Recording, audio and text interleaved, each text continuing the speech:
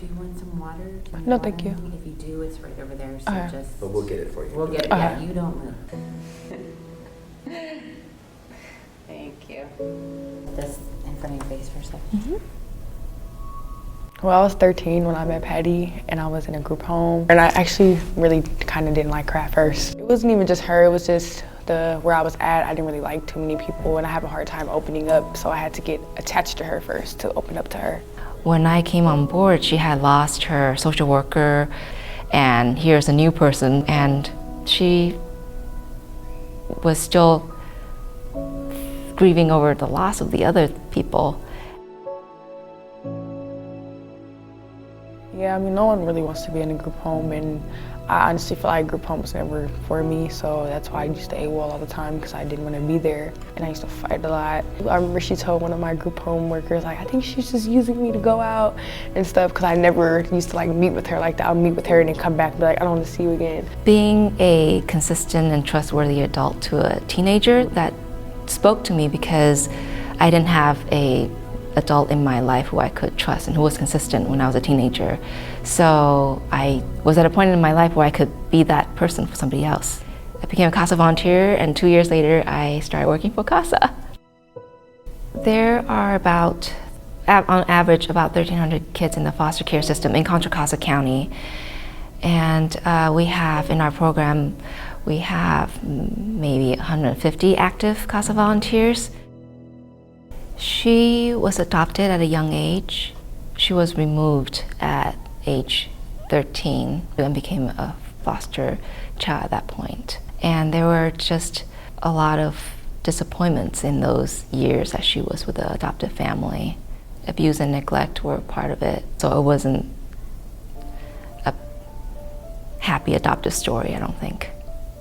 I had very bad abandonment issues. I used to get abused and stuff, and one day I went to school and CPS came to my school and basically took me from school, and then from there I was just in a group home. Nationally, a lot of former foster kids end up homeless or in jail once they age out of the foster care system. The youth who have CASAs do way better than national statistics.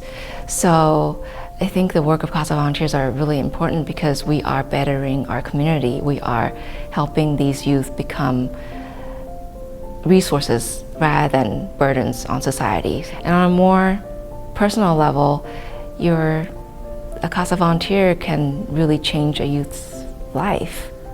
It is abundantly clear to me that in the role as I was as an attorney and as a judge, that CASA volunteers are some of the most important components of a dependency case. These are children who are frequently losing people that they just met and got to know. They're being stripped from the people the social workers that they first were encountering, who they may have connected with. And these are kids already with issues with trust. So when they can have a CASA volunteer who is there for them, that they can know that is there just for them, there is nothing more important for kids to feel that they are heard, that they are seen, and that they are absolutely understood.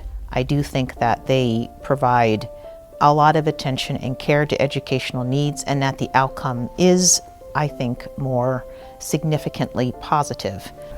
Nika's had 8 school changes since 2015, so I think I've been able to help her stick with school, stay in school.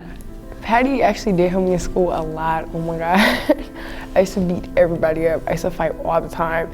And then I always had an IEP, but my IEP was never for because I couldn't do the work or nothing. It was only for my anger, me being upset or going off at school. I ended up getting arrested at school because of something, fighting. That's when I used to fight all the time. And it turns out my judge actually really loves CASA workers, and she was just a big help in that when everyone else was like, she should stay in there, we don't think she should get out. She was the only person that came to all my court dates who advocated for me, and yeah. I was also able to provide the court with more information than CFS, so the judge could make better decisions. There were social workers that were either disengaged or only saw one side of her or didn't see her much, whereas I saw her regularly. So I was able to provide more well-rounded picture of what she's going through and what she's like. I think it can be pivotal sometimes regarding whether a child should be removed from a particular placement or not, or whether a particular placement is really working for the child, or whether or not the educational rights are really being looked after for the child. There are so many areas that CASA volunteers provide information that isn't necessarily readily available to the court because our review is basically limited to reports. When she spoke up for me, it was more understanding. Like they would say, okay, I don't know, they're more lenient a little bit. She'll push her schedule back to come run up to the school and talk to me, or be on the phone with me, or I could call her and tell her I'm upset, this is how I'm feeling, and she'll walk me through it. Sometimes even when she's sad or not in a good mood or angry about something, she's easy to make laugh. She's very goofy, like if you really get to know her. No, I'm not goofy.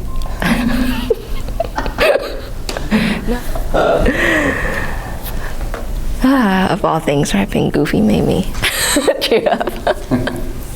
And she always looks at the bright side of things. She doesn't just look at the negative or she doesn't judge me. I think that's one of the most important things that CASA volunteers do, is to have this undying faith. When no one sees that potential, the CASA volunteer is the one seeing that potential and believing in it 100%, and that helps the youth believe in themselves.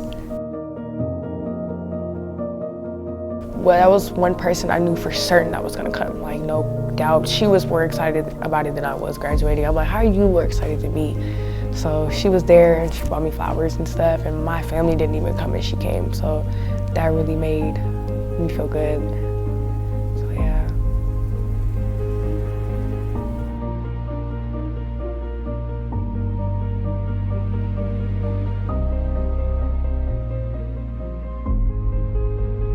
I've had interest in being a medical assistant since I was a kid. I actually go to school, Nika Tech College for medical assisting, and I love it. I love going to school, and that's something that I'm very passionate about, so I have to get it done. She talked about being a nurse since the first day I met her, so I want her, if that's still what she wants, I want her to be a nurse, if that's what she wants. But I really think that she has a potential to go after what she wants and be who she wants to be.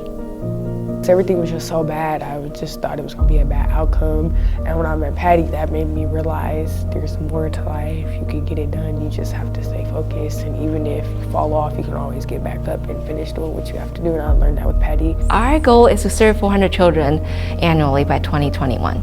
Not everyone has the time or the desire or the capacity to be a CASA volunteer or want to be a CASA volunteer, but everyone can definitely help.